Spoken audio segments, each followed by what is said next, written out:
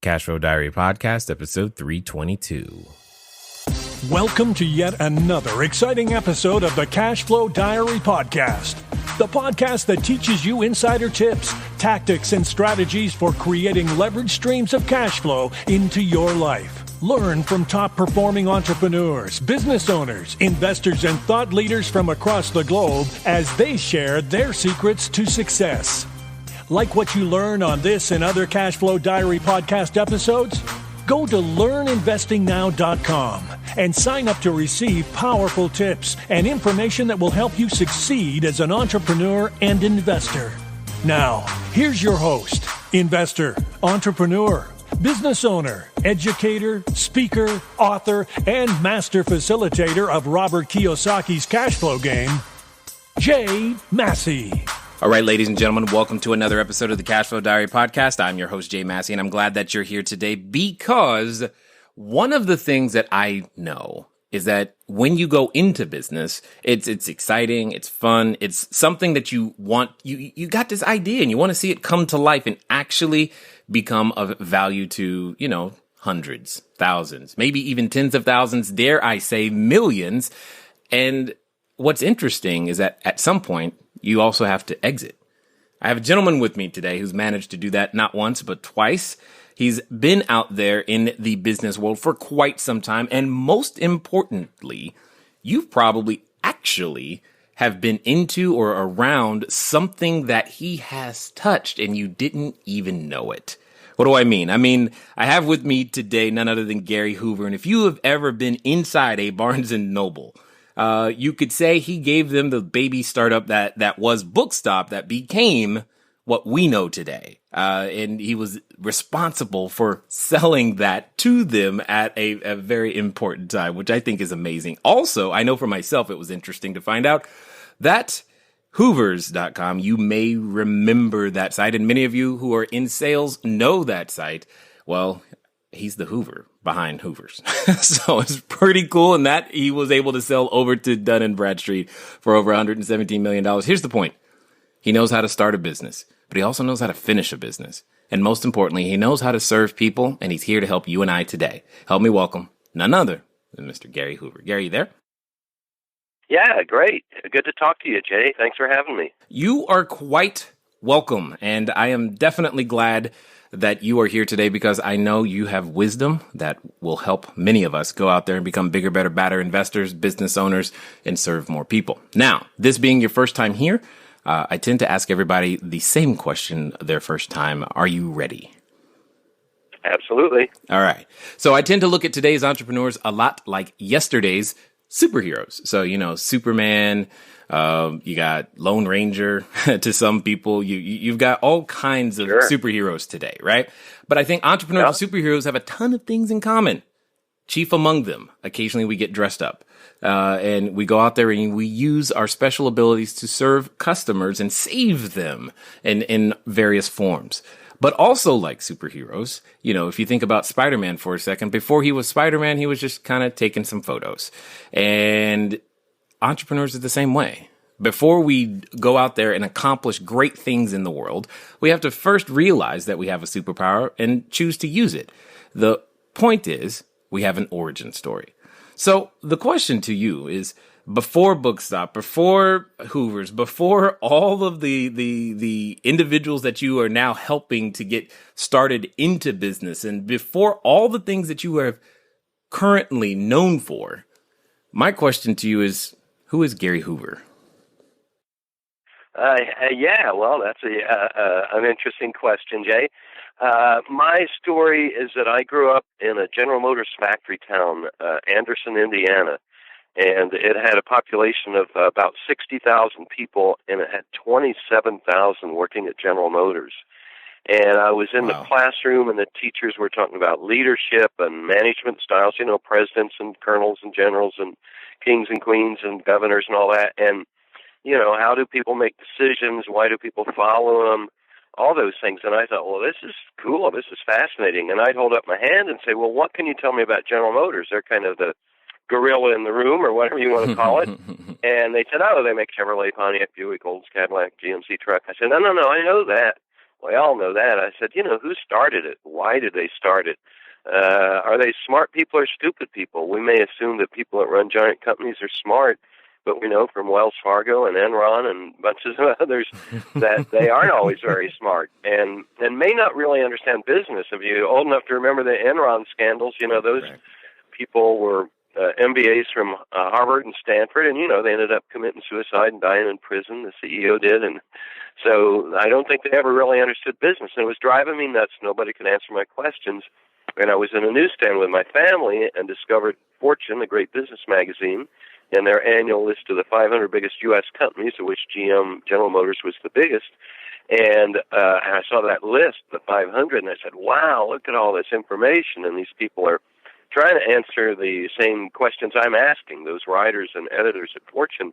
And I ran to my parents and said, this is the coolest magazine I've ever seen. You got to get me a subscription. And they're like, oh, you weird kid, why don't you go play basketball like a normal kid here in Indiana? And anyway, I got my subscription, and 2 months later, I entered the 7th grade.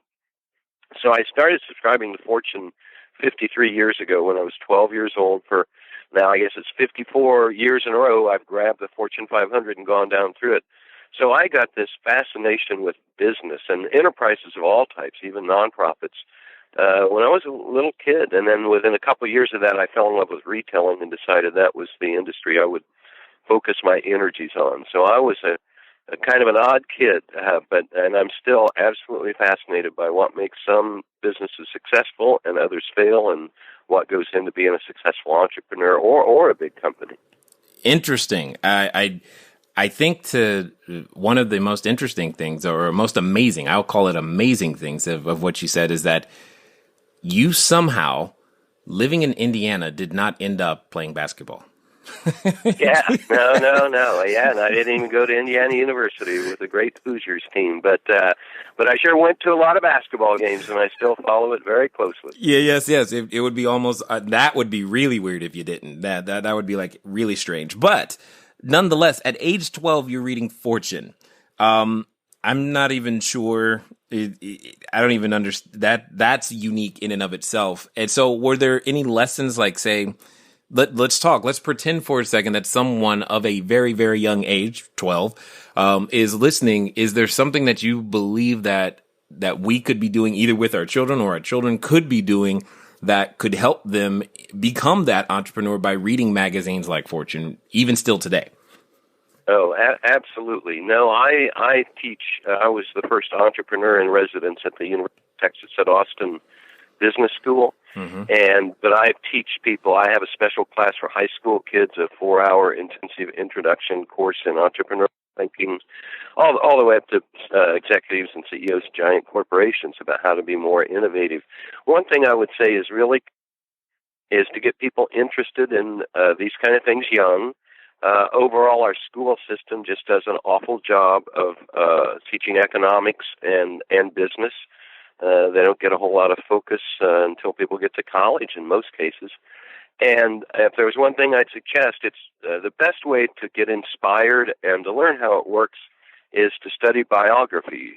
Most people love studying other people, celebrities and all that. And so to take Made in America, the book by Sam Walton, mm-hmm.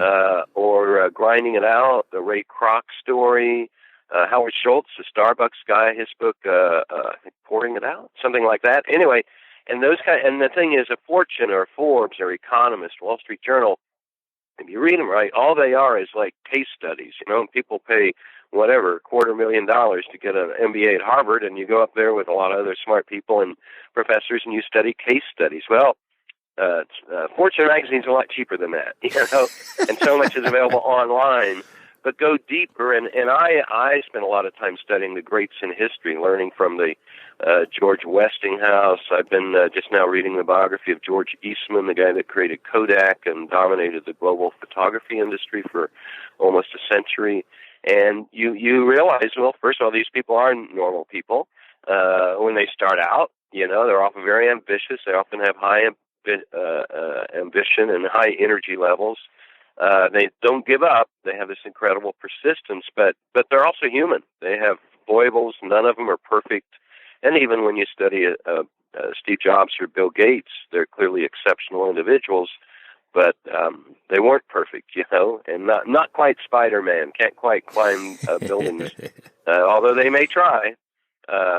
So I definitely think at any age people can get engaged with the stories of the great entrepreneurs and innovators, Thomas Edison, or up more through the present. What's interesting about what you've said is that I found myself after, starting on my own entrepreneurial journey, that suddenly history actually became something I cared about. Because I remember in high school, it was by far my worst subject, by really bad.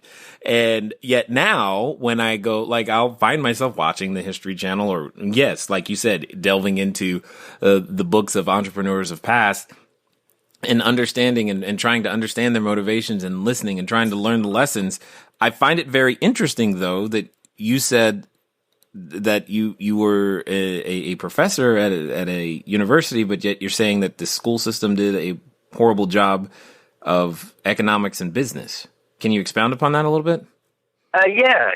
And I was the entrepreneur in residence, so I was really kind of a guidance counselor. Okay, sure. To people that want to start businesses. But I also have guest lectured, and I teach my own courses. I have a little Hoover Academy here in Austin. But that's at the college level where I was engaged with the University of Texas. And, you can get all the business education you want in MBA programs and undergraduate business programs, although I would say that in general, they tend to create carpenters when we need architects. A lot of the higher level business education like that is so focused on how to do things, how to do great spreadsheets, how to do, information management. And they don't really talk about why, or you aren't going to sit in many MBA classes and talk about the soul of the entrepreneur and the emotional roller coaster that doing startups is. And when I teach classes, I always kind of hope or think that maybe 15 to 20% of people take them will decide not to become entrepreneurs, because I'm very realistic about the bad parts of it, and not everybody's cut out to be an entrepreneur. But when I talk about the education system failing, I'm really talking prior to college. And, people, how do I say it nicely? I look at the current election system, 75% of what we hear from both parties is economic nonsense. Right. I was blessed to. I had 4 economics professors in college that later won Nobel Prizes.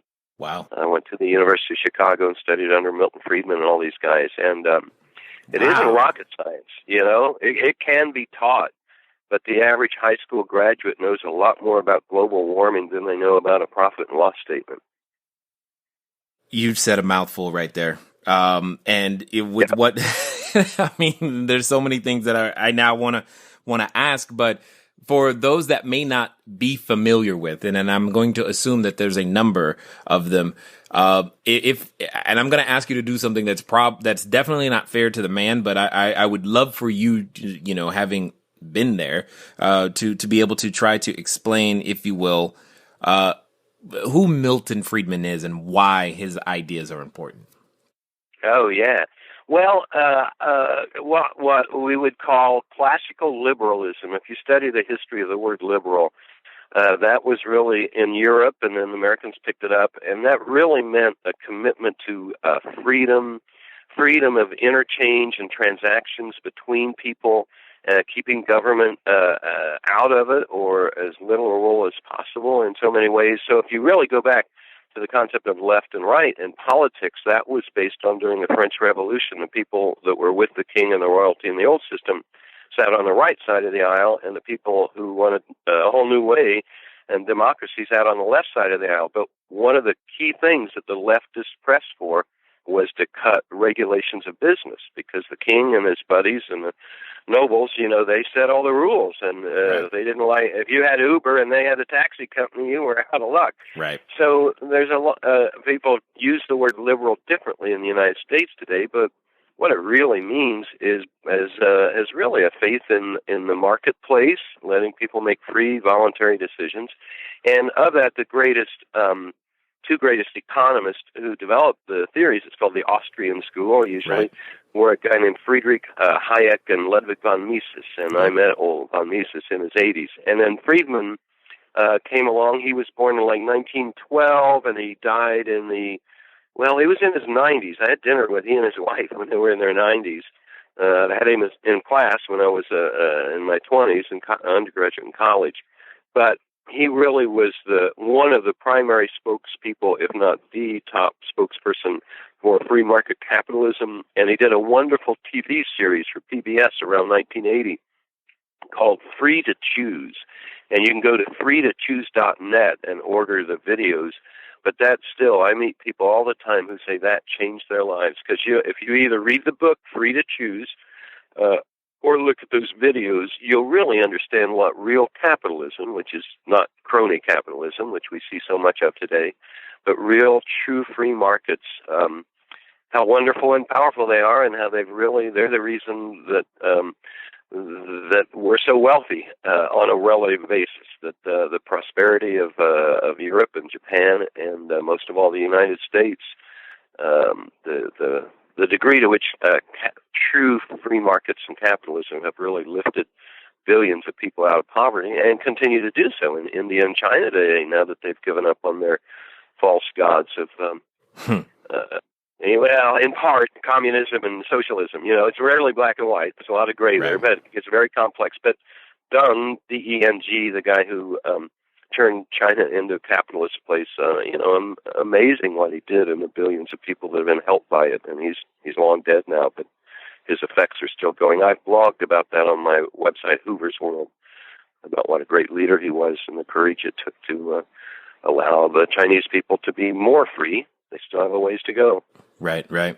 Indeed. Now, there's something that you mentioned that only because you're mentioning it, I'm going to have to go down here because I want to make sure that everyone who's listening follows why these things are incredibly important, how they affect us as an entrepreneur today, whether we're doing real estate, whether we're trying, we've got a new idea for just a way to make spoons. It doesn't really, really matter.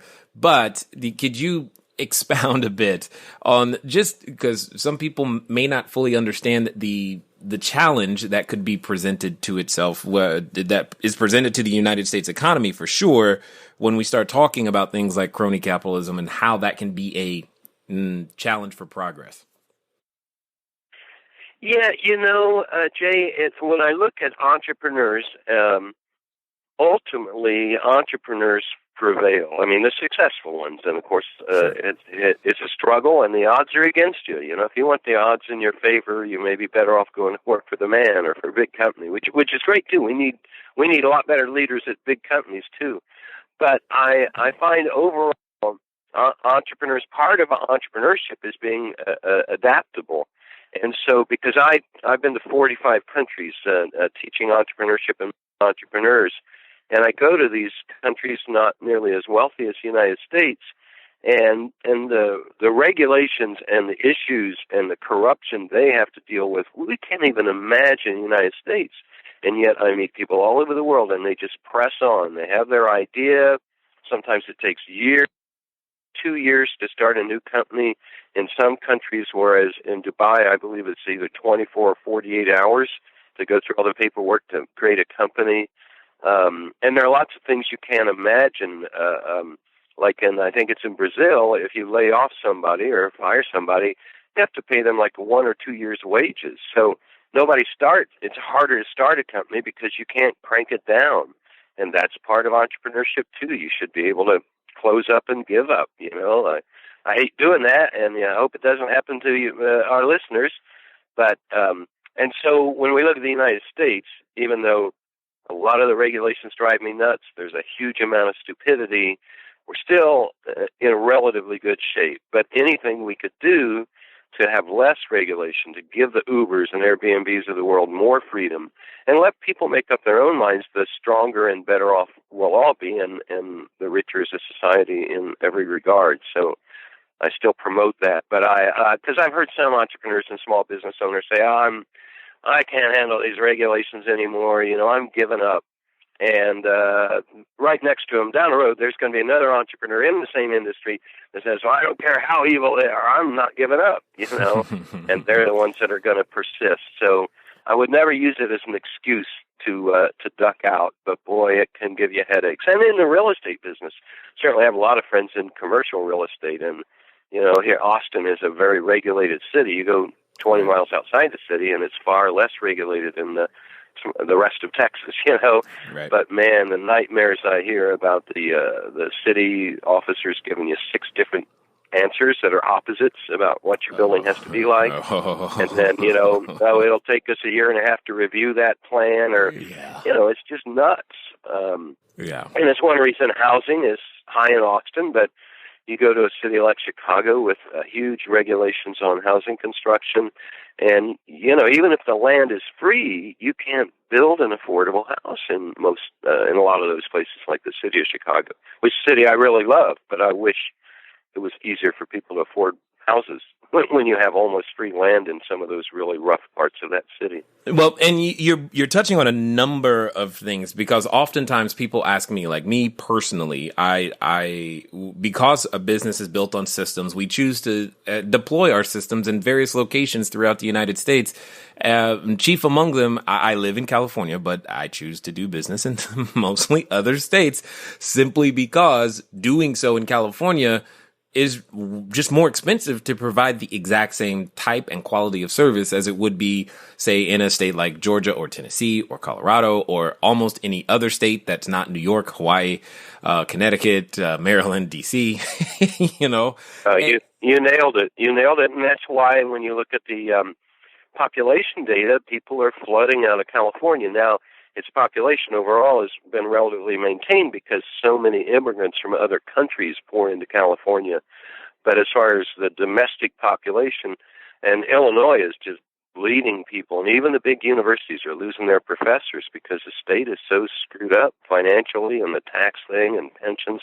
And on the other hand, people are pouring into Texas. I got here, as we say, as fast as I could, moved here 34 years ago, and it would be difficult for me to consider living anywhere else, although, as you say, the South is still a much more fluid place. Florida, I think, has a great future, and I like to say most of the states, but those economic policies, those regulatory policies, those have a real effect on people. And obviously taxes, whether it's income or real estate, those people get up and move. They vote with their feet.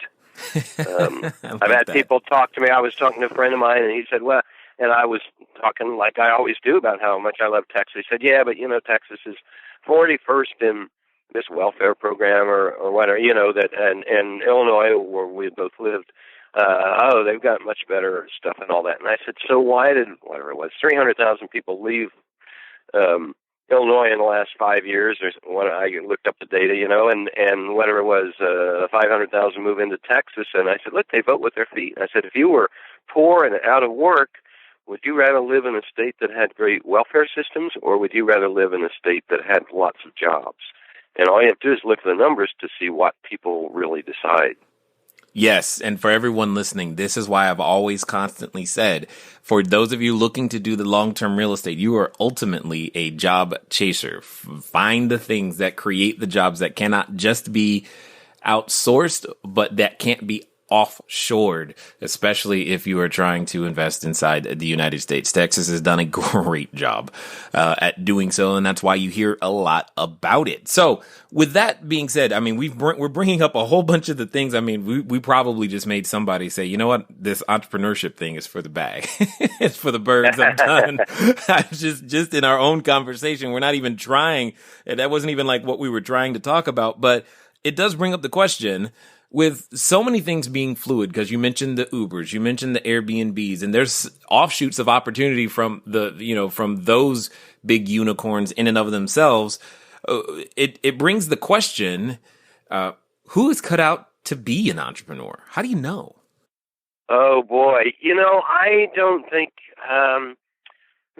you can really tell, because I don't think entrepreneurs are born. As I always say, they're grown. When I talk, and I mentor people taking my classes and stuff get free lifetime 24/7 email support. So I mentor thousands of entrepreneurs on, I guess, every continent. And I always say when I meet people and I hear their business ideas and I talk to them about them and try to help, of all the people, it's like a normal distribution, if you know, with the long tails and all that. And about 5% of all the people I meet are what I call fundamentally entrepreneurial, and that's first or second generation immigrants, and they're people that, and I'm normally talking to people in their teens and 20s. When I have that feeling, they couldn't do anything but be an entrepreneur. Often when they sat around the dinner table, you know, mom owned a convenience store and dad owned a motel or something. And that's all they ever heard. Nobody ever sat around and said, oh, it'd be great to go to work for McKinsey or Goldman Sachs or Procter & Gamble. You know, and they may fail. They can have all different types of personality attributes and, you know, different IQ scores or whatever, but they may fail over and over. They more likely will ultimately succeed because they don't have any choice. They'll just keep trying until they figure something out and experimenting. And that's about 5% of people who really couldn't do much else. About 5% of the people I talk to are born bureaucrats and really need to sit behind a desk and follow rules and could never be an entrepreneur. But in my opinion, the big chunk in the middle, 85, 90%, whatever it is, people can learn to become more entrepreneurial. They can learn to think more entrepreneurially by studying these biographies, by reading the case studies of companies, by taking the right classes or reading all my stuff on my website, you know. And so I really believe that, and because it covers the waterfront, because I just led a group of 15 of the top executives of one of the biggest semiconductor makers in the world, and they realize they're not as entrepreneurial as they need to be, not as innovative. And those people can learn to be. And at the other extreme, I got 14-year-old kids that've got business ideas, and how you can encourage them and help them through the rough spots. And the big ideas are timeless. You know, we get so caught up in what's the latest news and, oh, here's what's hot today, and I got to start a unicorn, if you know about all that nonsense, right, where the venture capitalists want to back something that becomes worth $1 billion or more. And a lot of that's just fluff, just like foam on the surface of the ocean, whereas we really need to look underneath, you know. When an earthquake happens, you need to know about it. It's in the news, but the real thinker, the real entrepreneur needs to look at what they call plate tectonics, which is the motion of the plates under the Earth's surface that causes those earthquakes and tsunamis and all this jazz, you know. So, no, I think the vast majority of people can become more entrepreneurial and free up their thinking and learn how to become innovators. Indeed. So let's talk for a second about your journey. So you're 12 reading Fortune. How do we go from that to Bookstop and then to Hoovers? How does that work? Something important to understand is that where you start in business isn't necessarily where you stay. You should grow. You'll never out-earn your personal growth, and personal growth is part of the process. So whether that means today you're a solopreneur and then tomorrow you've got your first person on board, or you're working right now and your company's at the 40, 50, hundreds mark, whatever. The point is, it's a reflection of your growth. It should be something we're all striving for, and hopefully you hear that in what today's guest is sharing and saying to you. One of the ways that we grow is through adversity. If you want to get an understanding of some of the adversity that has been overcome by entrepreneurs like myself, feel free to pick up a copy of my book, Cashflow Diary, 10 Steps to Creating Wealth in Any Economy. Consume Chapter 1 in its entirety, and you might feel a little bit better about some of the things that you are going through right now in order to overcome and become the hope you want to see. So with that being said, just go over to cashflowdiary.com/free book. Again, cashflowdiary.com/free book, name and email, and we'll get you fixed right on up. Now, let's get back to Gary. Yeah. You know, the big thing there was that by I think 8th grade, whatever that would have been, 13 or 14, I guess, something. My term paper for some class was the life story of Marshall Field, who was the greatest merchant, big department store company in Chicago. And I just became fascinated by retailing. It's a very visceral, you can touch it. I'm talking bricks and mortar retailing when I was going through that stage. Has a huge effect on humans' lives. I mean, of all the things we do, you can go all over the world, and everybody goes to bodegas or convenience stores, or and most people go to Walmarts and Costco's and Macy's and all the way from Nordstrom's down to Family Dollar and Goodwill stores. But retailing and restaurants, hotels, human service businesses. And I started studying all the biographies of the greats. And I love architecture because that's a big part of retailing and store design. I love geography. I love picking which city to go next, which markets are rising, which markets are falling, and why. It's a lot of what I teach and I wrote about. I wrote a book. And so retailing just seems, and I love all that stuff. I mean, I define a merchant as someone who loves the merchandise and loves the customers. And when you build a great retail company like some of the ones of the past, Radio Shack, which is now almost gone, unfortunately, but right. Toys R Us, 7-Eleven, they really loved the stuff they sold, and they understood how to connect it with customers. And of course, I study the great ones today. I served almost 5 years on the board of directors of Whole Foods Market, one of Austin's greatest companies. And there's a company, they were doing $10 million a year when I first met them. They had one store, and last year, they do $14-15 billion, still under the same leadership, a lot of the same people. So I fell in love with retailing, and then I decided, well, I've got to learn how to do it, So I read everything I could. At 14, 15, I'm dropping in every retail store, Sears and Penny and Kmart, and I ask them to meet the manager. I go into independent stores and ask to meet the owner, interview them. Studied economics at the University of Chicago, worked 2 years on Wall Street as a stock analyst covering retailing. So there I am, 22 years old, and I fly all over the country and meet the CEOs of all these retailers and ask them what I thought were hard questions and learn more. And then I realized I had to really get my hands dirty and really understand the industry, because I also saw that a lot of people on Wall Street don't deeply understand it. So I got a Greyhound bus pass. It was before cheap airfares, and set up 13 interviews with department stores around the U.S. to become a buyer, the people that pick the merchandise, because that's really the guts. In many ways, everybody's important, but that's critically important to a retailer like a big department store. And back then, this is the 1970s, the department stores were the best place to learn. The company that's now called Macy's was called Federated Department Stores, and that's where I went to work as a buyer in their Dallas operation. And there I learned from some of the best people you ever could. And after a couple of years of that, I got hired away by a competitor, the May Department Stores Company, which owned the May Company in Southern California, a huge operation there. Yeah. I spent 5 years there, and I made sure that I learned real estate, retail real estate, because I didn't know that. I had already learned merchandising at Federated. I'd learned advertising. I'd learned financial analysis on Wall Street. But I made sure and learned all the major skills that I thought I needed to create a retail chain. And I've written in my book, and I talk at great length about how I dreamed up the idea of Bookstop.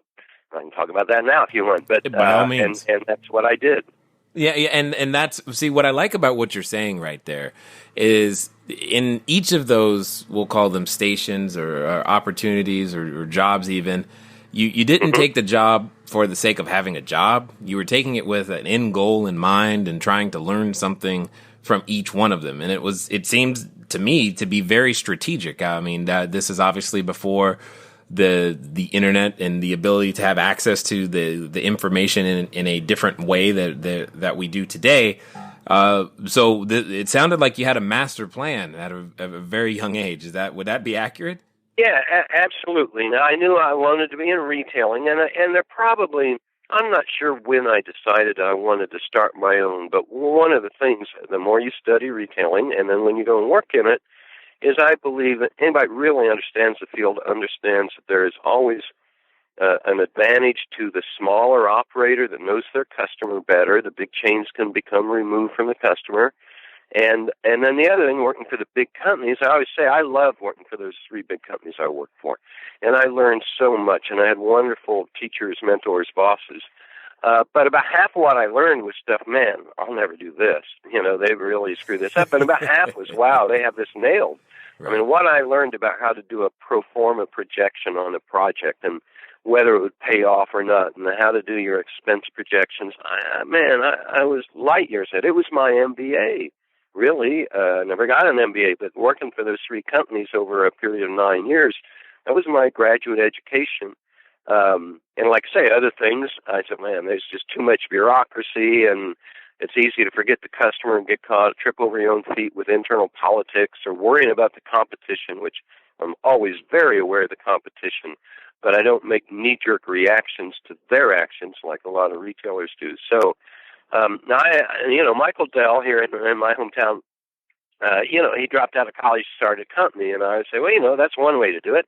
Said, but boy, there's a lot to be said for if you can pick an industry you're passionate about and you love when you're young, and then go learn from the best. And at that point, it was Federated Department Stores. Today, I'd probably say CVS, Home Depot, TJX, Target, Walmart. I would go there instead of Macy's in most cases. Or if you want to do fashion, Nordstrom's, Mm-hmm. Whole Foods would be a great place to learn how to be a retailer. That's a wonderful company. So, and I also believe no matter what, whether you go off and work for companies and learn from the best, or however you learn, it's really about curiosity, understanding the industry, what I call doing your homework. So many people come to me with business ideas. I remember one woman came up after talking and said, I want to do like a healthy fast food place, and I've seen several business lines along those lines over the years. And I said, well, that might have a potential, kind of like what Whole Foods did in the grocery business. I said, so, have you read Ray Kroc? And she said, well, who's Ray Kroc? And oh man, you're years away from being ready to go. And because somebody like that may say, well, I don't want to read McDonald's, that's the worst kind of food. No, that's crazy. I mean, nobody understood how to create a large food service organization in American history than Ray Kroc. And there are others out there too worth studying. The Wendy's guy, the Chick-fil-A people, and people that also non-fast food people that built. Sure. Marriott was a huge player in the restaurant business before they finally decided the hotel business is more profitable. And Denny's and all those guys. If you go back to their glory days. Howard Johnson's, if you're old enough, was the biggest restaurant chain in America for years, and their story was amazing. So I call it doing your homework. I teach 1 3-hour course, how to become an expert in any company or industry. And as you say, with the internet, it's much easier than when I was doing it with big old fat printed books I had to buy from the government and dig up. Although I still believe in books. Right. I live in a library with 57,000 books. I live in a 1-bedroom, 8,500 square foot house. So I'm an information junkie. Indeed. What can I learn today? And that is why I picked those jobs. I said, where can I go to learn the most?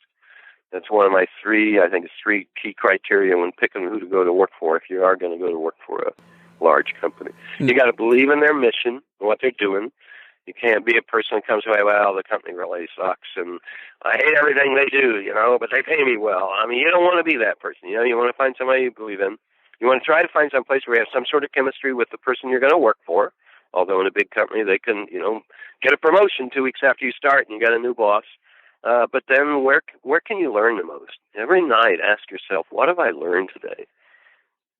Got it. Now, you do realize, and I don't know if you said Anderson, Indiana had a population of like 60,000. You almost have a book for each person at this moment. Oh yeah. I bet you. I think if I keep buying books, when I die, I'll have a bigger library than the Anderson Public Library. Yeah. Oh no. It's way too many books. It's crazy. That's on awesome. Every subject imaginable. I can only imagine at this point. Now, you mentioned a couple of things in a couple of places that you've been. Talk for a second, because there's a number of people I know who, maybe they found themselves in a position and they have entrepreneurial aspirations. However, developing the courage to actually leave the familiar behind is a challenge, but yet you did it. So where do you think that courage came from? No, for me, I really believe it came from the confidence from doing the research. When I dreamed up Bookstop, the big bookstore chains were B. Dalton and Walden Books, and they averaged around $500,000 per year in revenue per store. B. Dalton ran higher numbers than Walden Books, but say $500,000. And the idea of the superstore, specialty store in one category, big selection, low prices, well, that was pioneered by Charles Lazarus with Toys R Us. Came out of the Washington, D.C. area in the late 50s, and then he headquartered in New Jersey. But there was no Home Depot, there was no Staples, there was no Bed Bath & Beyond, And I saw that concept, and I said, man, if that works in toys, that ought to work in books. And nobody believed me. I couldn't convince the venture capitalists or anything. But from the time I decided that was a great idea till I had the courage to go out and raise the money, convince people to move to Austin. I moved to Austin from St. Louis at that time. It was 7 years. So I did 7 years of homework and research. By the time I'm 5 or 6 years into the 7 years, man, I had my numbers nailed. I said, look, here's the baby boom. Here's how they're going to age. We know that. We know that they're going to have kids, and we know they're the best educated generation in American history so far. The odds they'll be lifelong readers. We know as people's income rise, they spend more money on reading and books. And, I had all that government data. And then I said, well, look, you got this old school, just like Toys R Us took on old little toy stores, and this is a time. And we opened up, and the venture capitalist said I had to do $1 million a year, first store to break even because of the lower prices, and a bigger store, much bigger selection. And every venture capitalist laughed at me. I couldn't raise the $3 to $5 million to open in Chicago. I had to come to a smaller city. Came to Austin, raised $350,000 from 35 brave souls at like $10,000 each.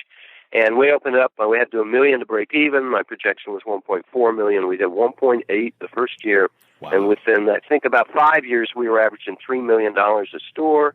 Within 7 years from founding, we stretched from Miami to San Diego, and that's when the big guys realized, wow. Barnes & Noble, to be frank, they spent $300 million to buy B. Dalton, which was on the downside of its life cycle, and they later closed up the whole chain and wrote off the $300 million. They bought us for $41.5 million, and that was really the nugget. They saw the change coming. They were beginning to experiment a little bit with big stores, but when they bought us, they bought this coast-to-coast across the Sun Belt group and took the management team and moved them to New York, and then over time, they evolved it. They added the coffee shop. They added the more mahogany look. And really, Barnes & Noble's really a great company and runs great stores. But the nugget I had the idea of, hey, we don't have to be in Manhattan to have a bookstore of 50,000 titles. We can put one of these in suburban Houston. Nobody would have believed that. So there's your Bookstop story. Well, what I like, a lot of agony, a lot of near misses. Having investors, Federal Express checks to cover payroll, man, I've seen it all, and I've been broke. I lost all my money on my third venture, so it's not simple. And I never wanted to sell any of the companies I started. If an investor asks, well, if you sold it, who would you sell it to? I always have names in mind that would be a good fit, but I never got into a business wanting to get out of it. And it's a little different in real estate. You're doing residential, and it's a portfolio business. Obviously, you have to exit them. But I'm very wary. I've never written an exit strategy and a business plan, and I urge my students not to do it either. We've gotten too caught up in building things to flip them when it's supposed to be a real enterprise that serves people. And I'm kind of like, well, why would you get into it if you wanted to get out of it? That doesn't mean you don't sell it. All my companies got sold because the minute you take other people's money, you have a responsibility to them. And they all invest because they want to pay for their kids' weddings and put kids through college and all these reasons. So when the right price comes along, but if you keep your company private, you bootstrap it all the way. I have a number of friends who've done that. And then the key is build a great enterprise. Make it valuable to society. If that's true, you will have all the options in the world to sell it, take it public, to keep it and make your great-grandkids billionaires, build a great company. Don't get caught up in, and the VCs get so caught up sometimes in prettying up a company. Oh, well, let's not spend money this year because our earnings will pop and we can sell it for a higher price. But you're cutting the legs. You're not building for the future. Wow.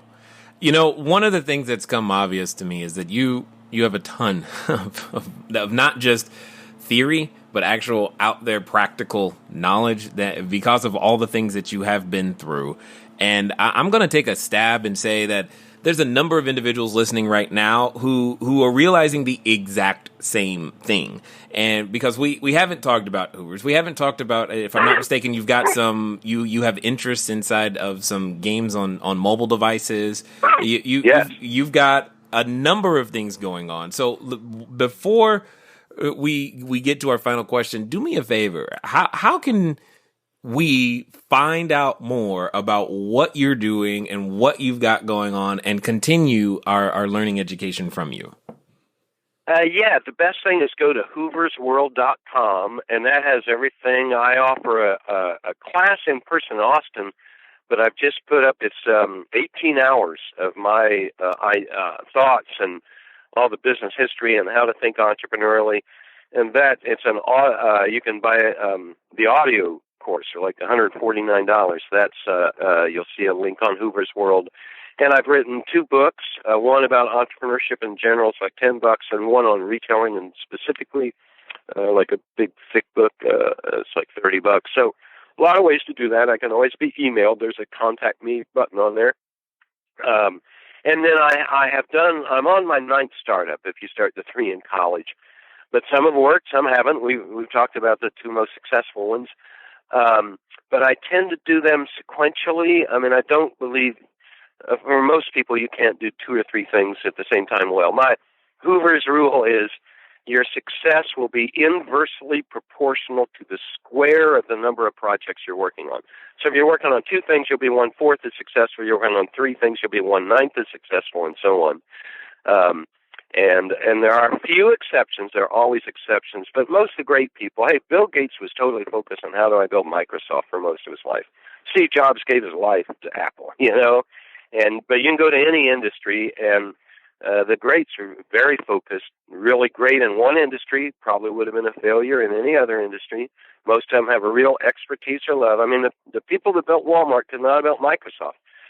Bill Gates could not have built Federal Express. Fred Smith, the greatest living, active American entrepreneur, in my not-so-humble opinion, who built Federal Express, he could not have built Microsoft or Disney World, most of the greats. And when they do change, like Bill Gates moving from a software wizard to a philanthropic wizard, he did it sequentially.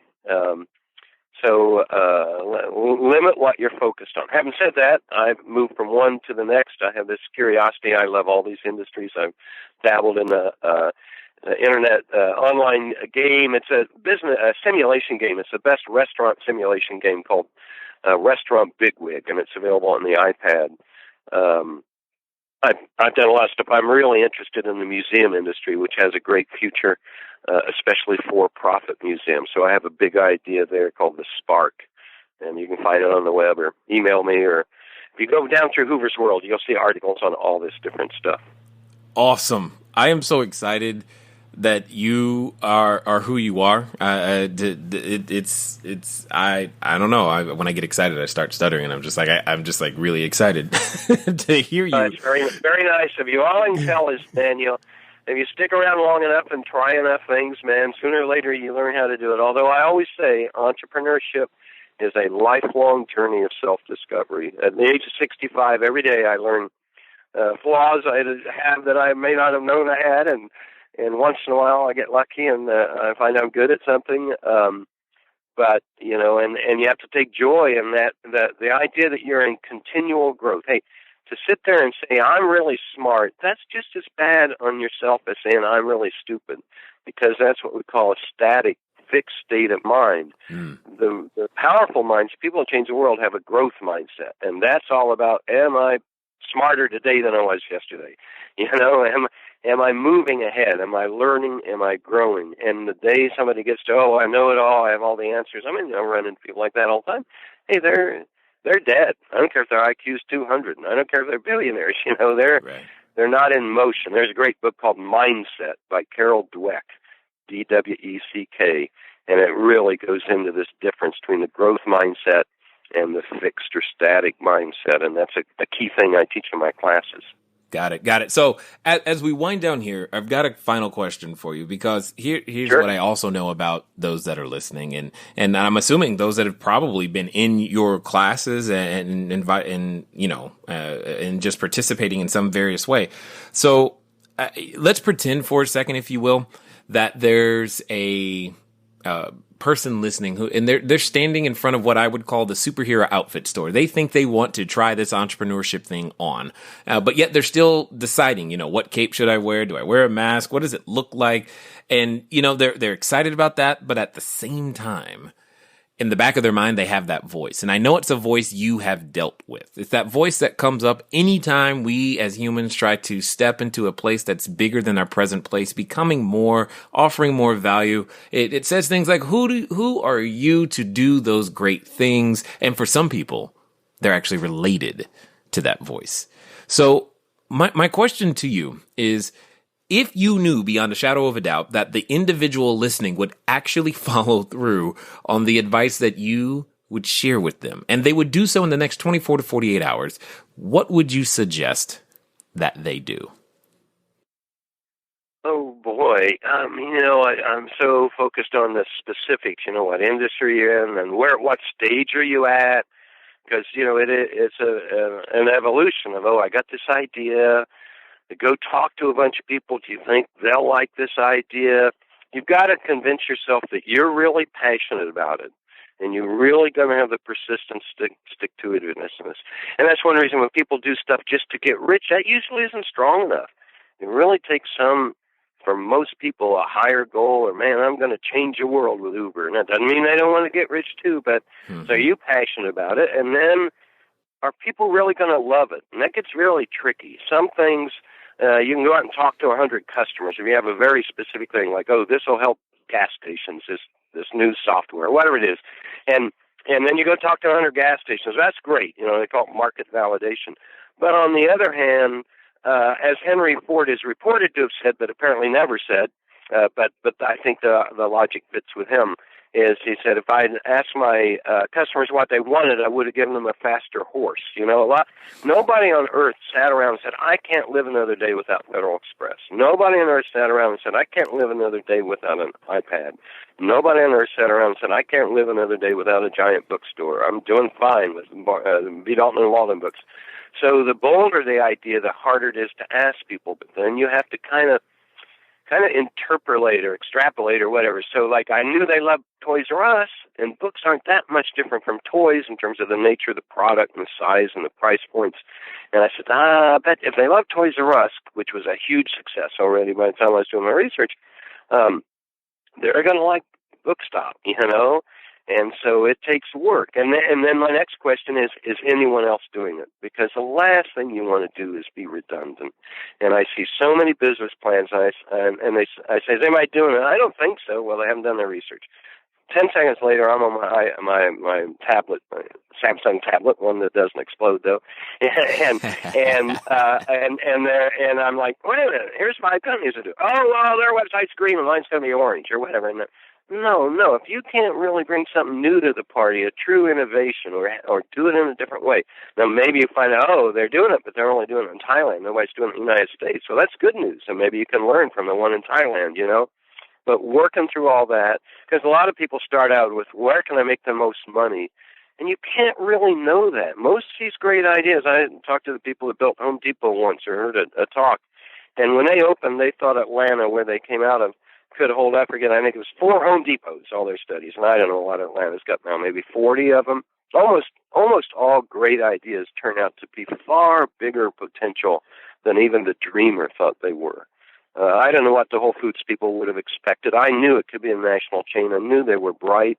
They weren't perfect, but they were learning and studying, and they're obsessed. They're health food nuts. They're obsessed with natural and organic foods, and have been since they were teenagers. So I knew they could get big, but man, I don't think I would have bet on $15 billion. Right. And doing that research, that gives you that confidence to move ahead. So learn, man. Google deep. I tell people, okay, you think you want to be in this industry, so go Google for like 3 or 4 hours, and go into page 10 of Google and look at every trade association, every trade publication website. Go to the industry convention. But if you go and I say Google 3 hours, and they're looking at the clock and say, okay, I've Googled 2.5 hours, I only got a half hour to go, well, you shouldn't go anywhere near that industry. If, on the other hand, you've Googled for 8 hours and you missed the time and the sun's coming up and you didn't even realize it, you're so engaged with what you're learning and enjoying it, well, you can measure your passion. And that's passion and curiosity, man. If you got those two things, all the other steps that I write about and suggest and everything can fall into place. Awesome answer. Love it 100%. I definitely appreciate the time and energy that you've devoted, the passion that you still clearly have for business and helping entrepreneurs and being one yourself. And I definitely want to thank you for taking the time to invest with us here at the Cashflow Diary. Well, Jay, it's been great to talk to you. You've had some of the most interesting and best questions I've been asked in a long time. I've been asked a lot. So anything I can do to help any of your listeners, they can always reach out to me. Ideas. I just love talking, and I'm fascinated by every industry. I love real estate. I love lodging. I've studied semiconductors. There's virtually no industry that I haven't looked into. So I just get a lot of personal satisfaction from seeing others grow and develop and try to make the world we all share a better place. Indeed. All right, ladies and gentlemen, you know what time it is. It's time for you to move at the speed of instruction. What does that mean today? It means you got a lot of homework to do. I don't know if you were paying attention, but there was book after book. Now, I don't expect you to catch up to his 57,000 book library, but there's at least one that you heard of that you should be following. And if nothing else, go over to hooversworld.com. Why? Because you know when you've heard from someone you can learn from. And ladies and gentlemen, I'm here to tell you, we can learn a lot from today's guest. It's been fun talking to you guys today. I look forward to talking to you soon. Until next time.